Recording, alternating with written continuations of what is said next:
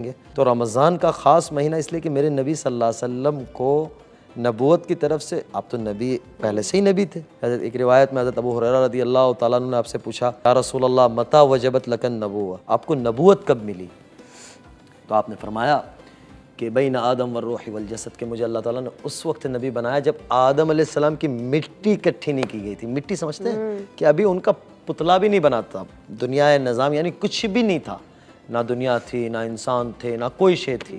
तो अल्लाह के रसूल सल्लल्लाहु अलैहि वसल्लम कहते हैं कि अल्लाह ने मुझे तब नबी बना दिया था। ठीक है, 10,000 साल पहले इस दुनिया कायनात का निज़ाम बोले, उससे 2,000 साल पहले यानी दुनिया के निज़ाम के बनाने से पहले अल्लाह ने कुरान करीम के अंदर अपने नबी का तारुफ़ कराया कि यासीन वल कुरानिल हकीम इन्नका लमिनल मुरसलीन, कि मुझे कुरान हकीम की कसम है आप मेरे रसूल हैं। यानी तो तफसीर की बात है उलमाए किराम से, यानी तफसीर हमें कुरान पढ़ना भी चाहिए। यानी तिलावत के साथ ये है कि हम कोशिश करें कि रोज़ाना एक सफ़ा हम कुरान को तर्जमे के साथ पढ़े कि अल्लाह हमें क्या कहता है, समझ के पढ़े कि अल्लाह मुझे कहता क्या है।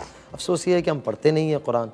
तो मेरे नबी फरमा रहे हैं कि अल्लाह ने 2000 साल दुनिया जहान के बनाने से पहले कि उसमें कहा कि आप मेरे रसूल है, मुझे कुरान करीम की कसम, कुरान हकीम की कसम कि आप मेरे रसूल, अल्लाह कमी बेशी माफ़ फरमाए।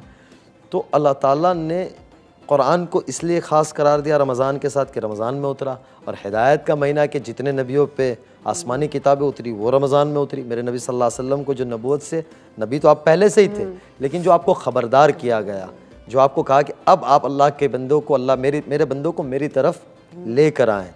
उसके बाद जो दूसरी आयत करीमा खतीजा की यहाँ उतरी कि या अय्युहल मुद्दस्सिर क़ुम फ़अन्ज़िर व रब्बक फ़कब्बिर, के मेरे नबी जी अब उठिए, अब लोगों को मेरी बड़ाई बयान करिए, मेरी तरफ बुलाइए।